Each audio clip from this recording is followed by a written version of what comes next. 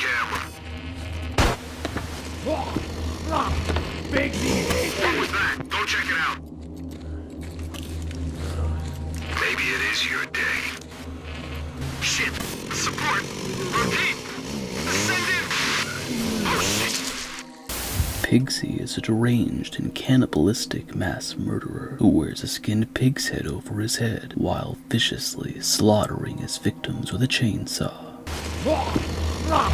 Piggsy! What was that? Go check it out. Shit! Ascendant!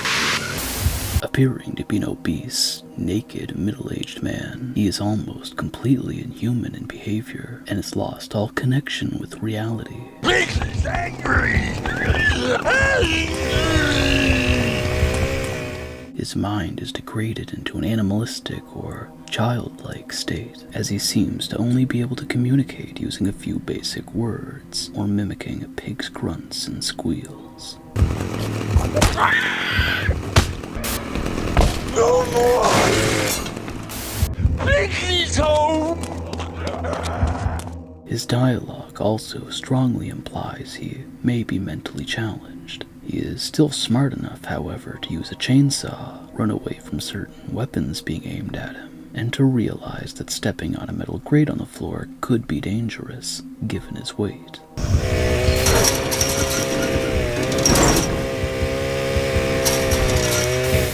Piggsy forgot why here!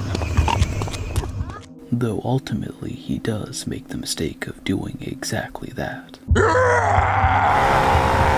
Piggsy's gonna... Piggsy is a remorseless killer, butchering all those who come across his path with a chainsaw. Because of this, Piggsy has become one of Starkweather's star performers in the snuff films, slaughtering dozens, if not hundreds of runners. What the fuck is that?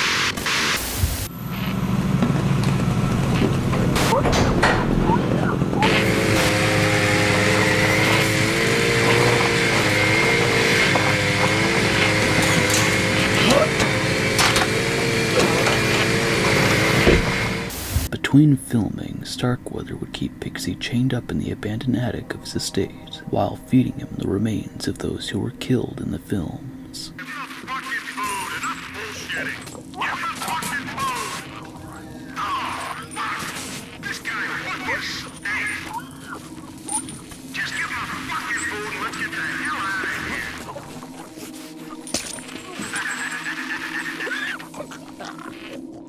Despite the fact that they themselves were cold-blooded professional killers, many of the Cerberus operatives treated him with both genuine fear and disgust. Oh, fuck! This guy fucking stinks! Piggsy! What the fuck is that? Ascendant! Although technically serving as the penultimate boss of Manhunt, just before Starkweather himself.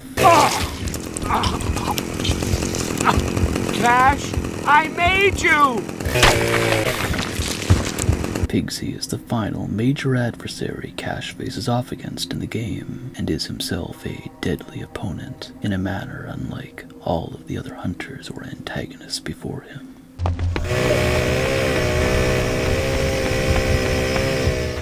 Sometime before the events of Manhunt, Piggsy was enlisted by Starkweather to perform in a snuff film ring, and it is more than likely that Piggsy was Cash's predecessor in the film.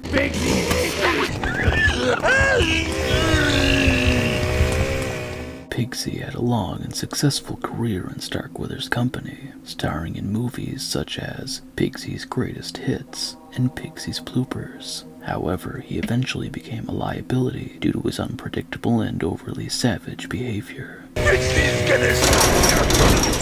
eventually falling out of favor with Starkweather. But, as he still deemed Piggsy useful, he decided to lock him away in the attic before Cash's filming began.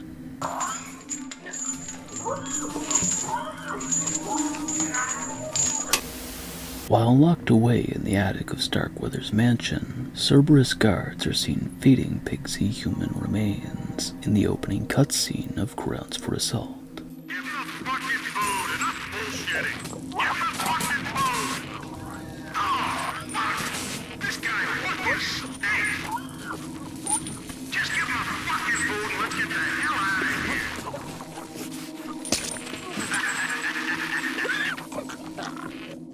Later in the opening cutscene of Train to Kill, Piggsy, likely fed up by his long imprisonment, is then seen breaking the chains that bind him and escaping.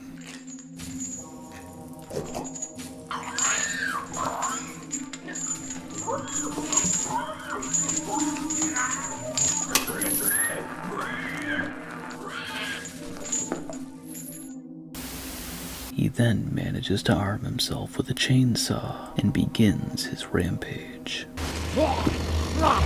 Piggsy! What was that? Go check it out. Maybe it is your day. Shit! What the fuck is that? Support! Repeat! Send in! Oh shit! Piggsy eventually confronts Cash and ambushes him in the elevator.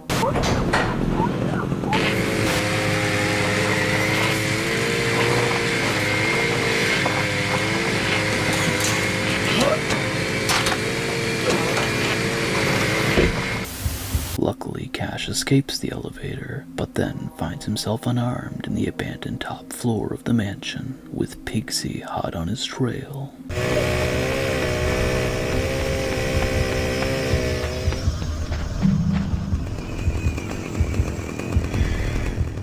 They hunt for each other in the attic until Cash is able to cripple Piggsy with 2 glass shards and a wooden spike.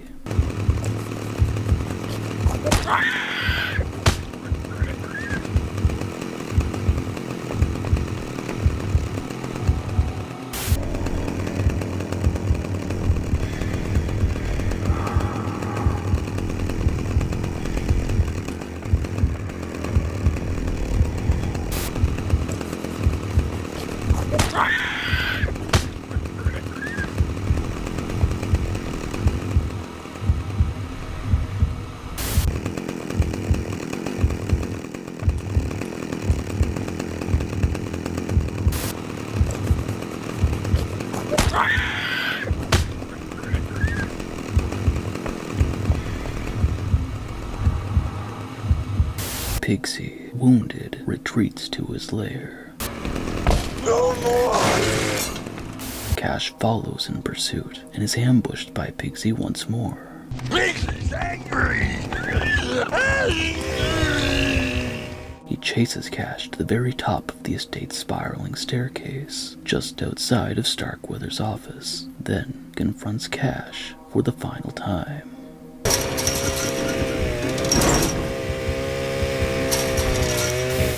Piggsy forgot why here. Piggsy's home!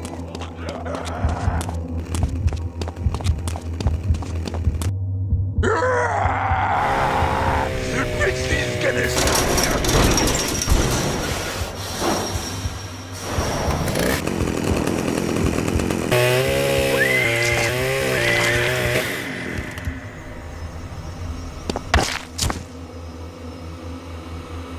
Shortly afterwards, Cash uses Piggsy's chainsaw to enter Starkweather's room to ultimately confront and kill the director with his favorite star's favorite weapon.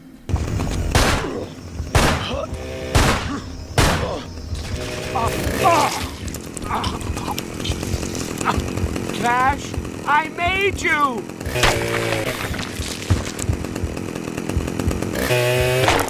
James Earl Cash, found guilty and sentenced to death, has been on death row for the past 3 years and was executed last night. James Earl Cash was freed from death row and in return must participate in a snuff film directed by Lionel Starkweather. Hey, tough guy, wake up. You're not dead. Well, not yet, anyway.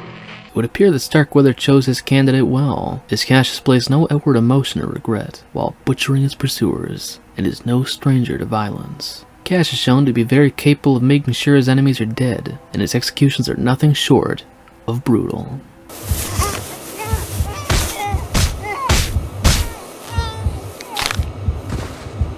Cash remains rather emotionless and completely fearless throughout most of the storyline. However, he does display some sympathy for his kidnapped family members during one scene, and is furious when he sees them killed. Where were your family when you were facing your final moments in the chamber anyway. You've left your old life, your old self behind. I'm all the family you need now. Cash is an extraordinarily dangerous individual, capable of inflicting fatal injuries using the most simple objects, such as a plastic bag. Sometime before 1992, Cash was wanted by the San Andreas Police Department, which is likely what caused him to abandon his family. It's indicated that he was part of an organized crime ring, assumed to be either an enforcer or a hitman, due to the fact that only murder would give him the death penalty. Indeed, Cash was already a proficient and highly experienced killer before the events of the game. During his career as a criminal, Cash has been evading the law for a decade, until the year 2000, when he was finally caught in Carcer City and locked away at the Darkwoods Penitentiary. It is here where Cash is sentenced to death, with his execution being 3 years later. The day of his execution, Cash is given a lethal injection, and everyone believes him to be dead. However, he wakes up inside the closed-down coffee and donut store in Carcer Mark, to find he was only sedated due to the work of Lionel Starkweather, who had bribed the prison officials. Hey, tough guy, wake up. You're not dead. Well, not yet, anyway. You're getting a second chance. Another throw of the dice. As far as the world is concerned, you died back in the chamber. Justice was served. James Earl Cash is rotting in hell. Hey, get a grip and calm down. You're probably suffering from shock, and I'm here to help. Pick up the ears. Put it on. Go on. That's better. Now only you can hear me. And that's the way you're gonna want it, because I'm your only way out of here. Hey, easy. Look, you've had an unexpected reprieve. Do exactly as I say, and I promise this will be over before the night is out. Cash is then forced to participate in one of the director's snuff films in exchange for his freedom. Cash has no trouble in killing a gang called the Hoods as he plows through their turf, brutally killing them off until he is led to believe that he has finished his work. However, he is then ambushed by the Cerberus, who are on Starkweather's payroll, and transported to another location.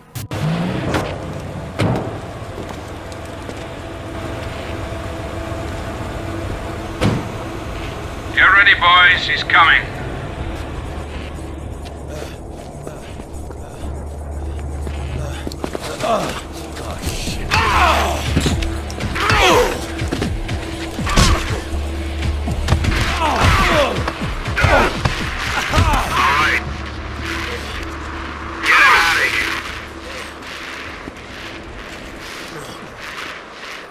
He is then dropped off by Cerberus at Denton's junkyard, where he must kill a gang of white supremacists called the Skins.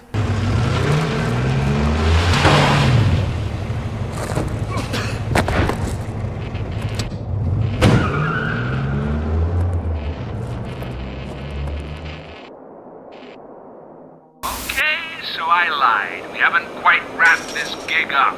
But hey, you're having fun, right? There's a double gate that leads on through to our next location. Find it.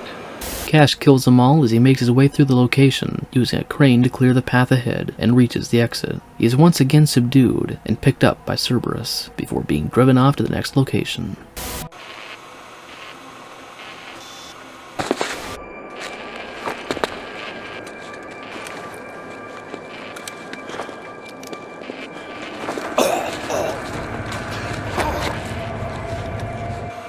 Next, Cash faces off against a gang of war veterans, known as the War Dogs, at the Carcer City Zoo, until he learns they have his family hostage. He manages to save at least one member, depending on the player, and kills all the remaining War Dogs.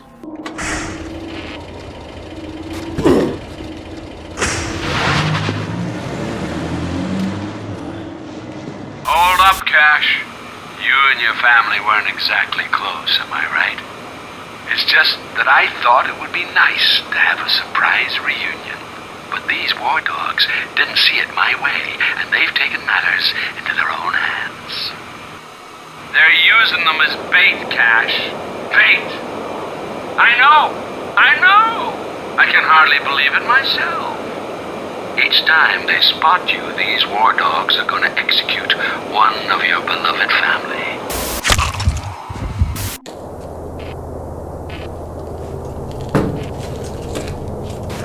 You just won't fucking die, will you?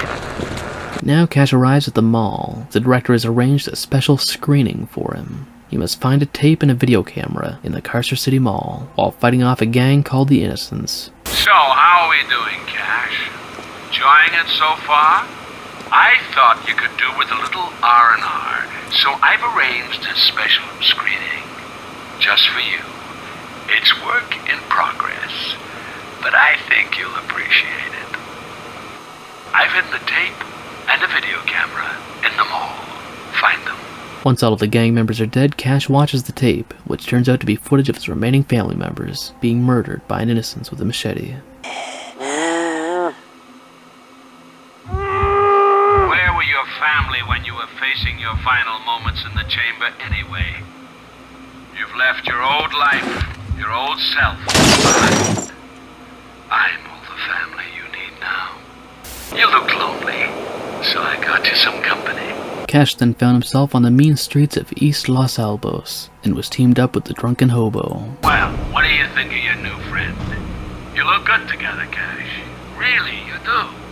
I'll only open any gates if he's with you, alive and well. Now, get going. Entertain me. Starkweather instructs him to escort the Tramp to a cemetery, while slaughtering more innocents along the way. He is then forced to clear out the remaining innocents at the Carcer Chem factory, and after succeeding, tries to make a run for it, but is caught once again by Cerberus.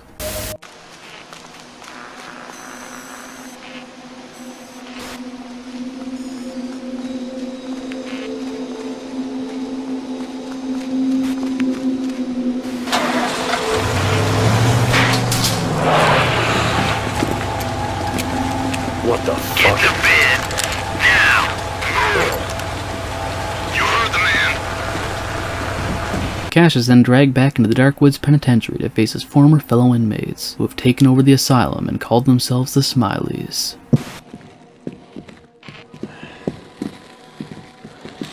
Right here.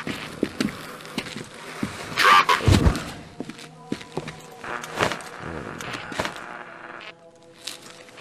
Cash makes his way through the asylum, killing all of them, until coming across the White Rabbit, who he is instructed to follow. You're my big, ugly Alice, so go on. Follow the White Rabbit. The rabbit leads Cash into many traps where he's attacked by the Smileys, until he enters a room full of them, all heavily armed. You made it! Oh dear, you see, you didn't make it after all! What can I say? You are a good leading man. The audience will love you. Don't expect any royalty checks where you're going. This is the point where Starkweather plans to have him killed. However, through sheer skill or bloodlust, Cash manages to stay alive and slaughters the remaining Smileys. Some of the Cerberus even assigned to finish him off if the Smileys failed. And finally, even the White Rabbit, who led him into the ambush. This wasn't the deal! After this, Cash finally manages to escape from Cerberus and escapes the prison. Now Cash is on the run from Starkweather, who sends Ramirez out to capture him, which he does. You think you're tough? Think you're tough? I'll rip your fucking head off! Don't you wanna play anymore?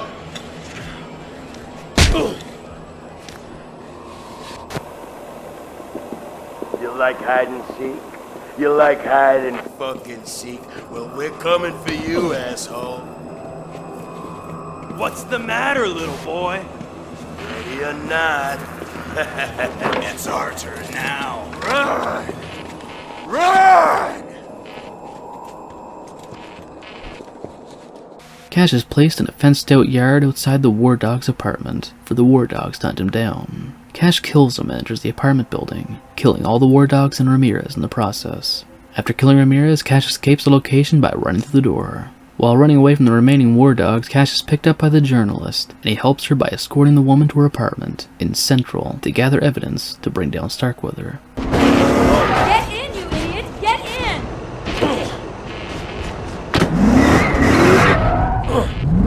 Pull over! Pull over!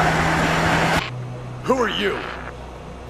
I've seen your face before. Get off of me! I'm a reporter! I was at your execution! Keep talking. I've been following Starkweather's little operation for months. Who's Starkweather? The guy that's been talking you through this whole circus of death?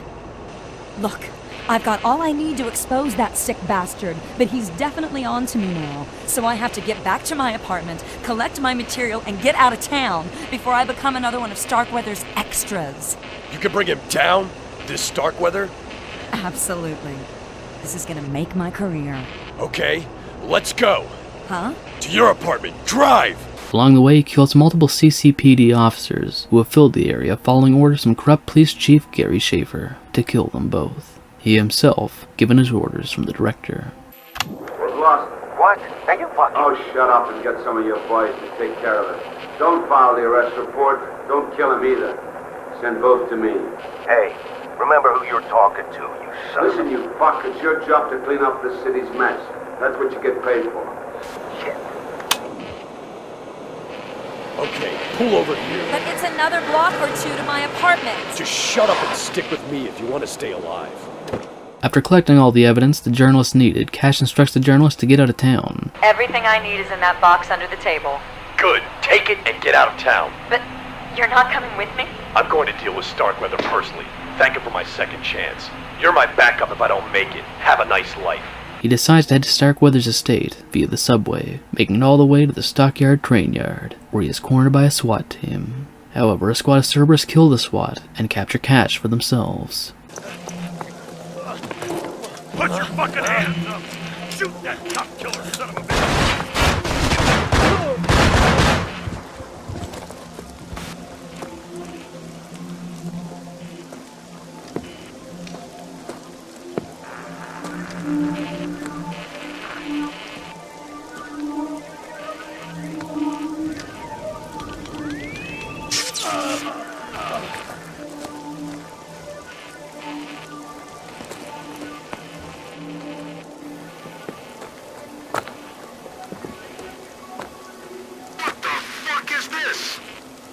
Cash is then locked up in a garage at Starkweather's palace, but manages to break free and kills the Cerberus, including the Cerberus leader, and makes his way up to Starkweather's office.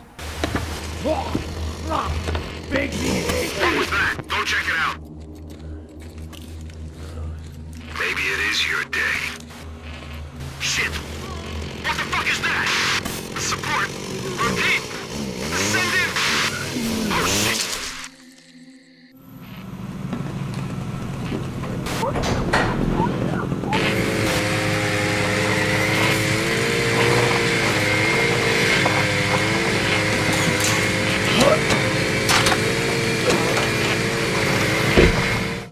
While Cash is heading to Starkweather's office, he is ambushed by Piggsy and must kill him.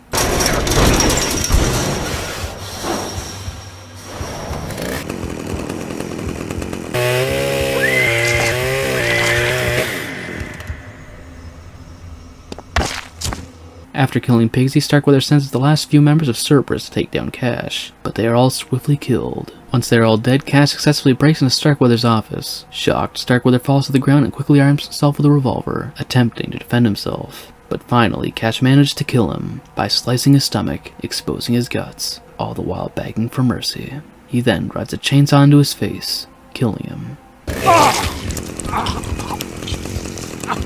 Cash, I made you!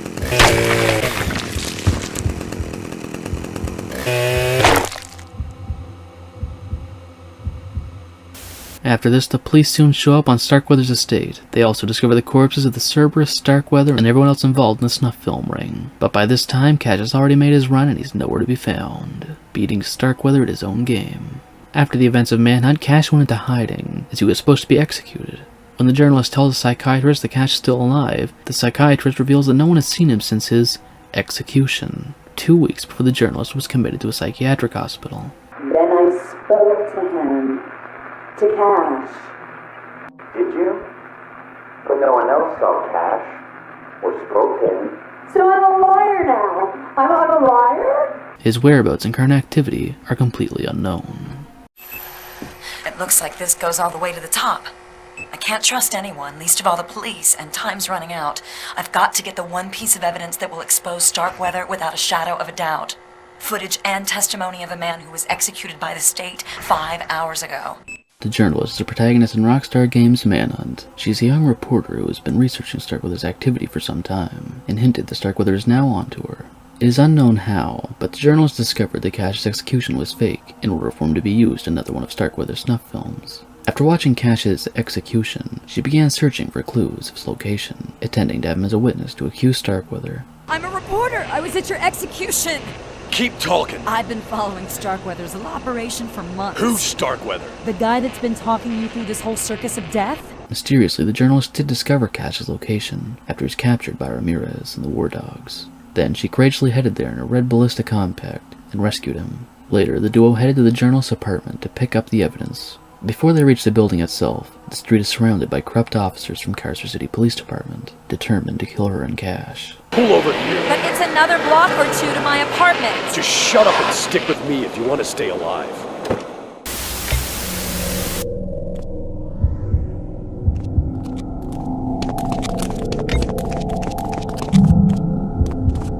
If you hear me scream, you better come back for me, okay? Cash kills all the patrolling officers before leading the journalist back to her apartment, and finally, the locked room, where she hid all of the evidence. Everything I need is in that box under the table. Good. Take it and get out of town. But you're not coming with me? I'm going to deal with Starkweather personally. Thank him for my second chance. You're my backup if I don't make it. Have a nice life. At the same time Cash is making his way to Starkweather's mansion, the journalist manages to accuse Starkweather with her evidence. However, Starkweather negates the accusations. But Mr. Starkweather refuses to comment on these allegations.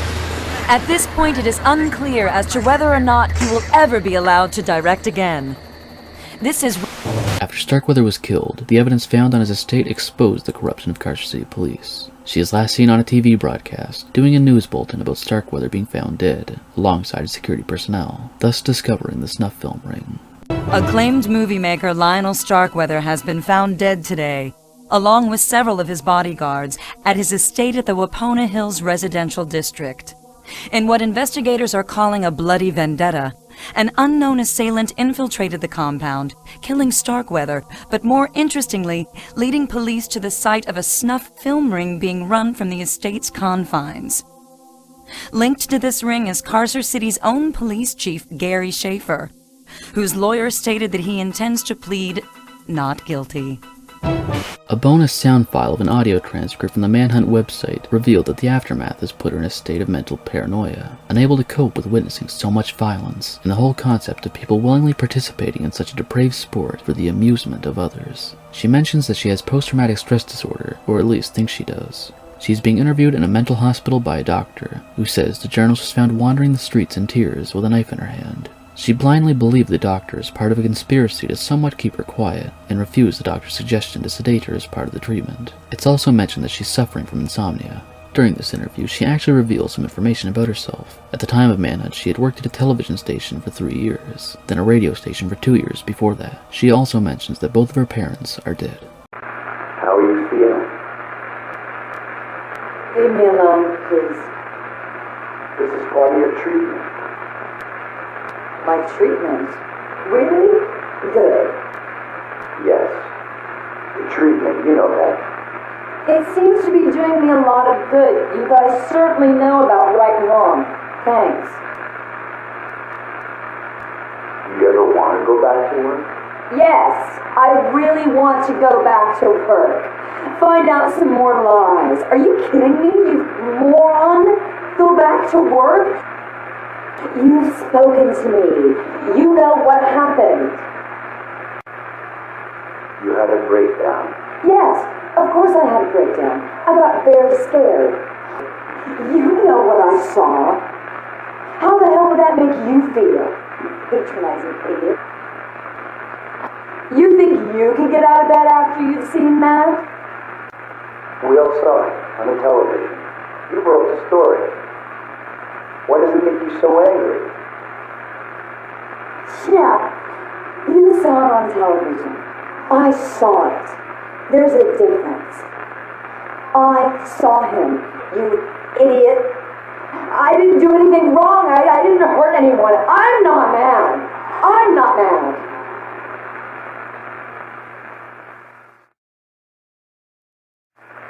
Are you feeling any calmer? I feel just great, thanks. You're full of hostility. Have you been sleeping? No, not really. I don't trust what's going to happen.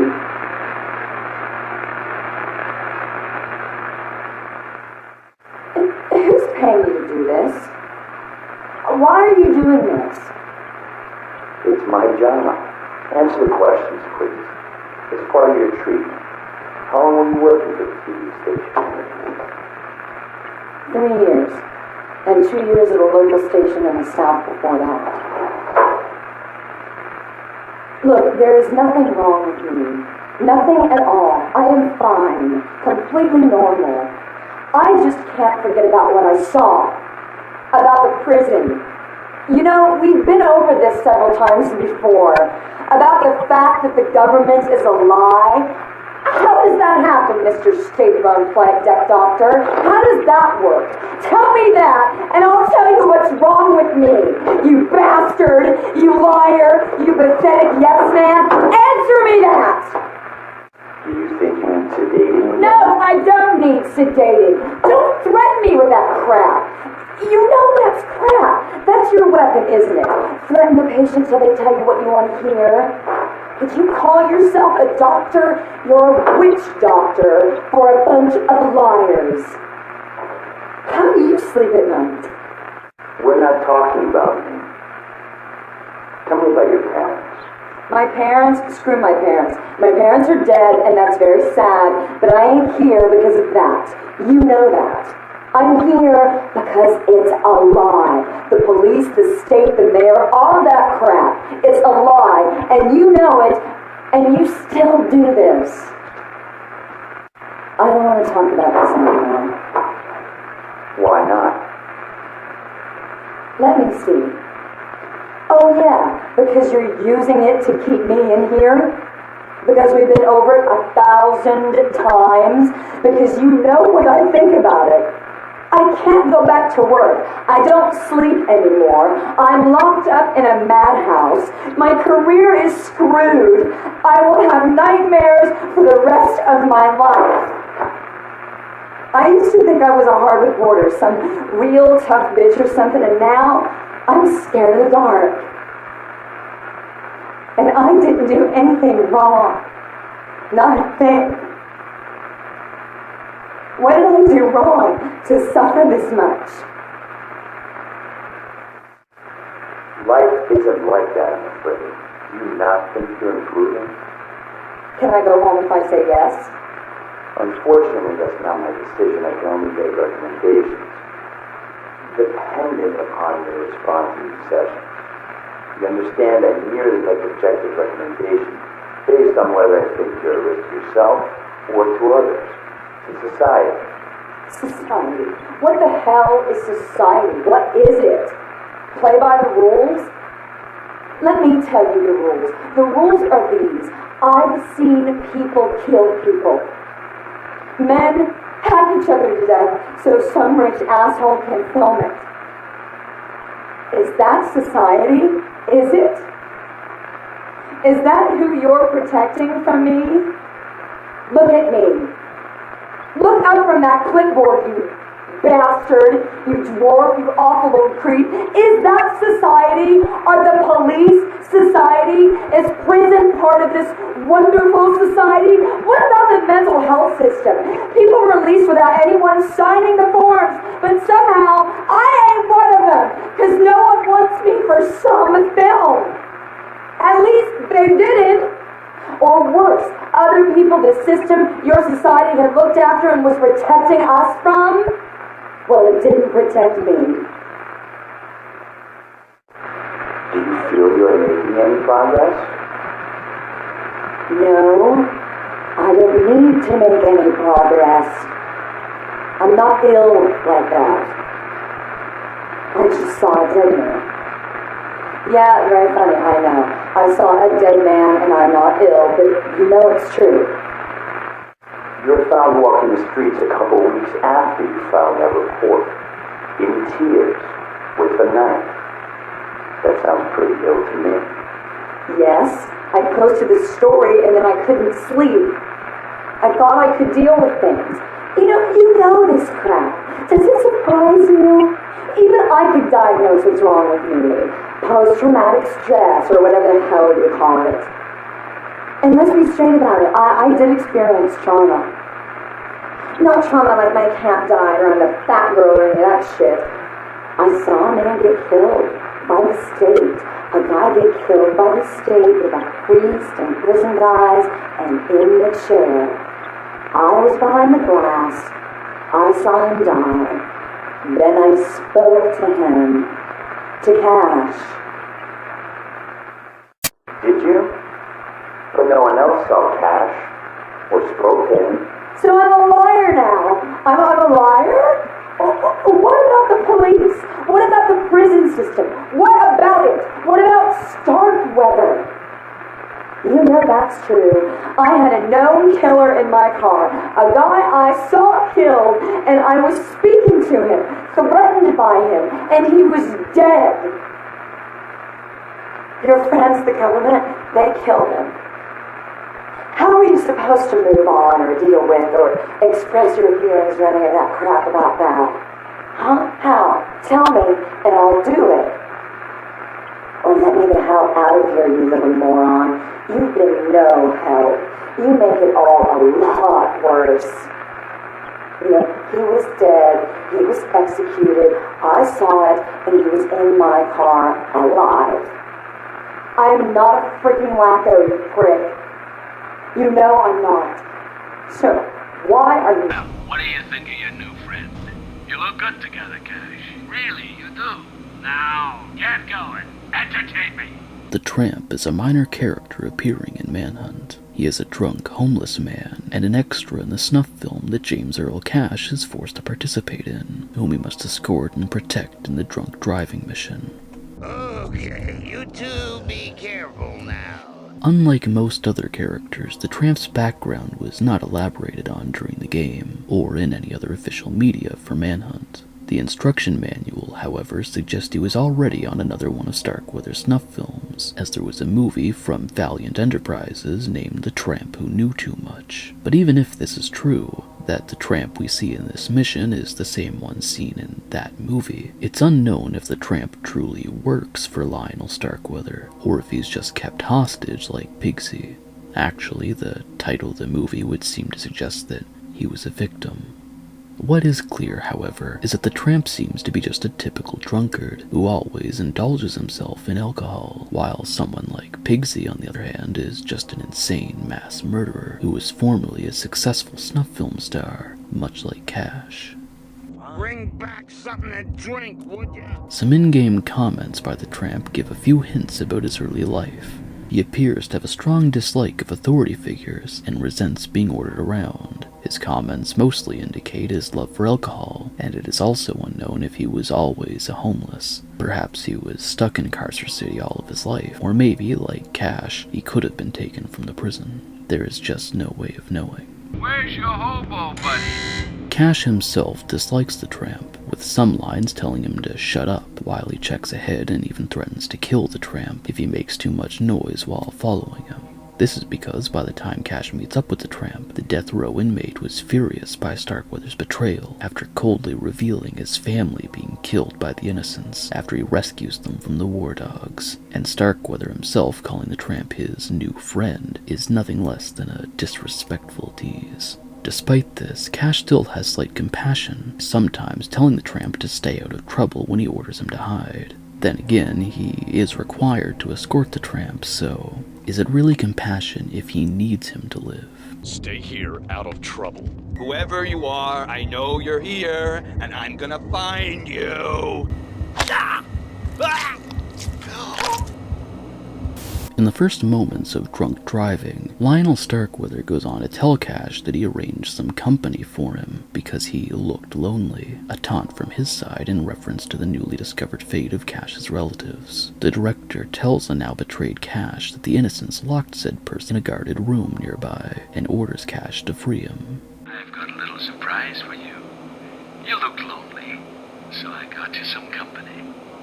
Unfortunately, the innocents thought better of it and locked them up. You're gonna have to bust them up.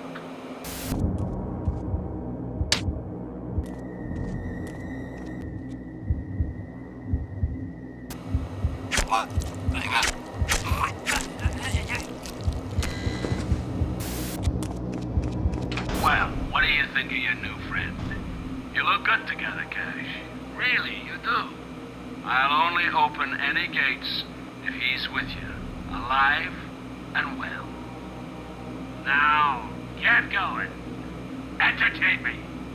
After successfully taking out the babyface hunter guarding the makeshift prison, Cash, to his dismay, sees his company as nothing more than a dirty and inebriated homeless man. The director then orders Cash to take the homeless, intoxicated man with him to Carcer Church as part of the snuff film. I told you, get that hobo safely to the gate, and I'll bust you through.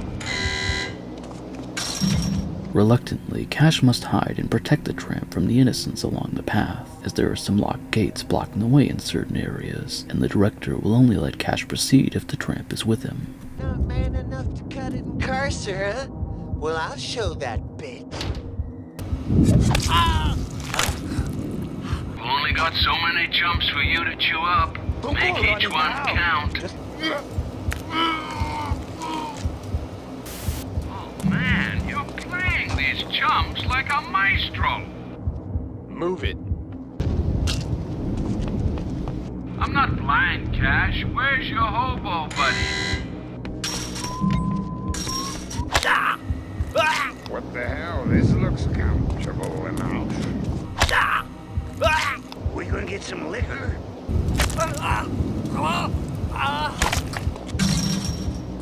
Hey, you better come back for me, buddy.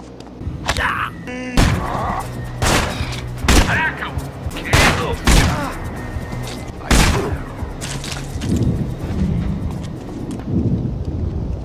You know the deal, Cash. I open the door when I see your friend. When Cash escorts the homeless man to the old tomb behind the church, which has an exit to the street, the scene is cut, and then Cash is instantly seen in the underground entrance of the Carcer Chem factory in the following mission. Thus, the fate of the tramp is unknown, since he is not seen or heard from again. Ultimately, he could have been killed by Starkweather, or, going by his little-known past, the man may have been taken, with plans to use him in another movie. Hold up, Cash. You and your family weren't exactly close, am I right? Cash's family are 4 unnamed characters that appear in Manhunt, held hostage in the missions Trap for Cash and View of Innocence. Their background was never officially stated, but some comments from Starkweather imply they may not want anything to do with Cash due to his conviction. They weren't present when Cash was facing his final moments in the Darkwood's penitentiary, and it is also unknown how exactly they were kidnapped. Some unknown time between Cash's execution and prior to his arrival in Carcer City Zoo, 4 of his family members have been kidnapped by Starkweather's personnel, likely the Cerberus, and taken to the zoo. They have been gagged and tied to posts by the war dogs in order to bait Cash. Hold up, Cash. You and your family weren't exactly close, am I right? It's just that I thought it would be nice to have a surprise reunion. But these war dogs didn't see it my way, and they've taken matters into their own hands. They're using them as bait, Cash. Bait! I know! I can hardly believe it myself. Each time they spot you, these war dogs are going to execute one of your beloved family. When Cash arrives at the inner area of the zoo, he's warned by the director about his family, and that the war dogs will execute them if they spot him. Cash is ordered to free at least one of his family members as part of the snuff film. When Cash frees any of them, he instructs them to run away and leave the zoo to find safety. Get out of here! Run! Although you can rescue all 4, it is possible to do exactly as Starkweather instructs, saving just one. And if all members die, the snuff film ends.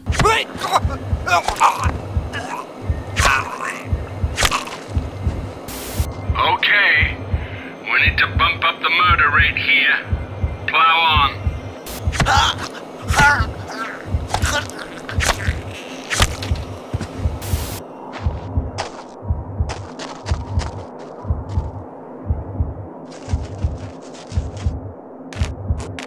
Go on, run, you idiot.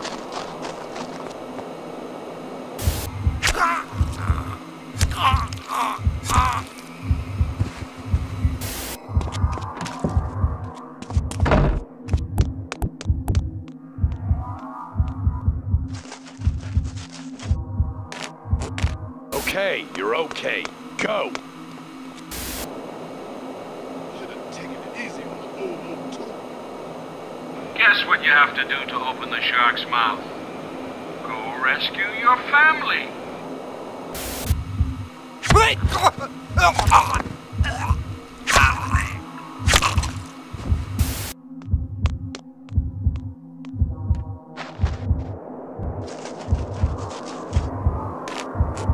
Don't stop until you're out of here.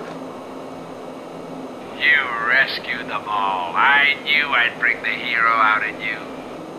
Prior to the events of View of Innocence, at least one of Cash's relatives are freed by him and are immediately recaptured and taken to Carcer City Mall. Afterwards, he or she is murdered by an Innocence member inside of a store in order to record a tape for Cash to locate within the mall as part of the snuff film. So, how are we doing, Cash?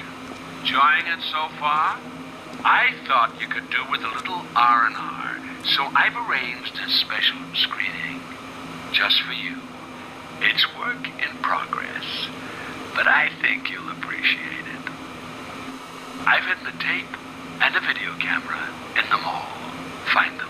When Cash arrives at the mall, Starkweather instructs him to look for the tape, as well as a broken video camera, and find a way to watch it. Now all you need is the camera. Do it!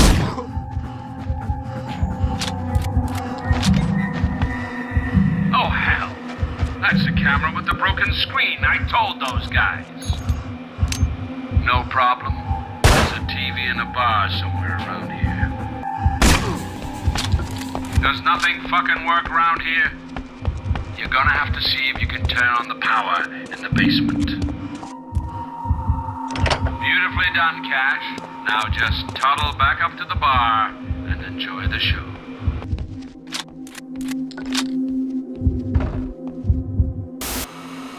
You must understand, Cash. I could never let them go.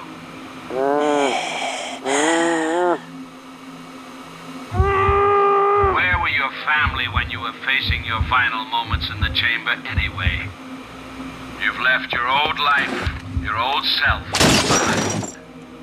I'm all the family you need now. After watching the first moments of the tape, Cash becomes enraged by his family member being killed, picks up the television, and destroys it. Even if Cash managed to free all 4 of his family members, the other 3 are never seen or heard from again. However, it is very likely that all of them were killed. That has been all we know about Cash's family members in Manhunt. Thank you for watching. The late 90s and early 2000s were a rough time for the video game industry. Not necessarily due to the bad sales or a lack of interest in the hobby, but due to the growing amount of concerned parents and politicians worried that video games could entice children to commit crime. Well, I've said that Grand Theft Auto is the worst assault on children since polio. For most of us, we can tell the difference between reality and fiction, and we can understand that fear-mongering about video games is ridiculous. I mean, other forms of entertainment such as music or television shows don't create killers. Not that the people worried about it care. To give you some examples, video games such as the Doom series, Postal, and Grand Theft Auto were often targets of these video games cause violence debates. And Rockstar, the company behind the Grand Theft Auto series, would only add fuel to the fire with games such as Bully, Max Payne, and Manhunt, the video game that caused a real-life murder.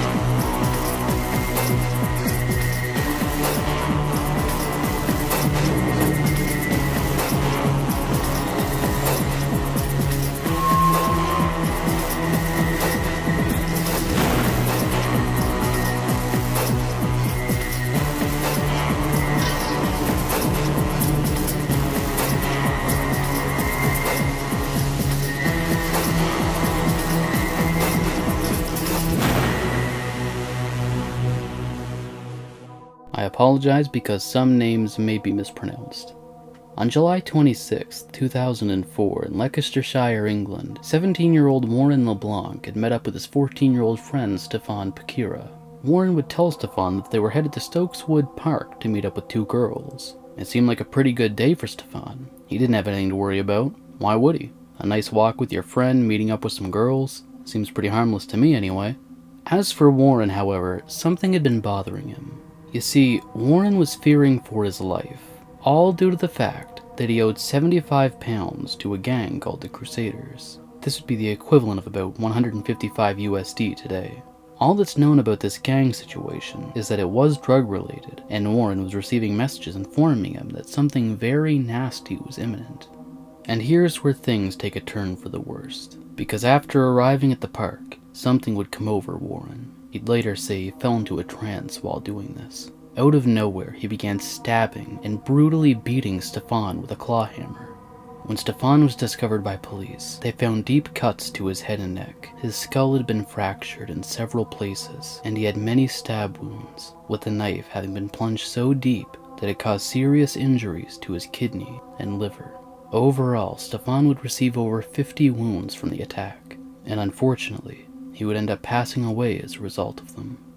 As for his attacker, Warren, covered in the boy's blood, would be arrested just a few moments later when he confessed to the murder upon running into 2 police officers. He would later claim that he only intended on robbing him, and that the reason for Stefan's death was due to Warren believing himself to be in imminent danger of serious bodily harm, as if he wasn't the one with the weapons. Initially, before Warren came out about his gang involvement, people speculated that this murder was caused by the video game Manhunt. For those of you unfamiliar with it, Manhunt is a video game series that sees a player take on the role of a leading man in a snuff film, with each level rewarding the player based on brutality. Aside from the media and activists such as Jack Thompson advocating for the game's ban and a lawsuit against Rockstar Games, Stefan's own parents would come out and pin some of the blame on the game.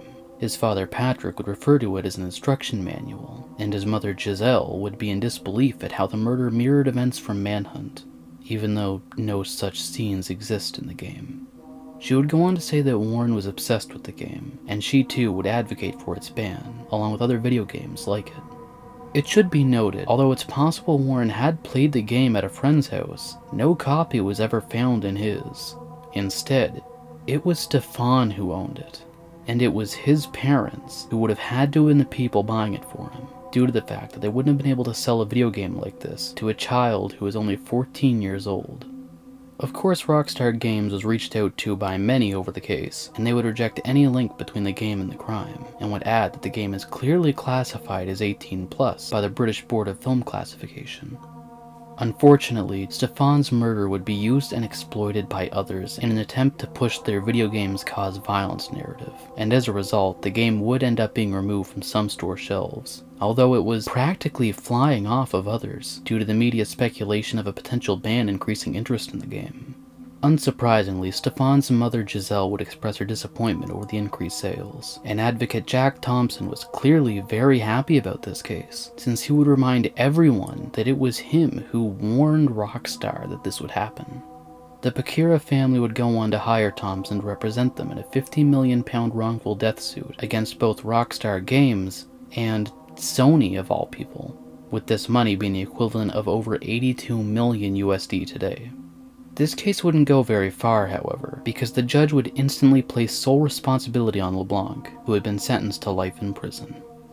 Unfortunately, the story can't just end there. I understand why greedy media outlets would want to exploit tragedy, but the family of the victim?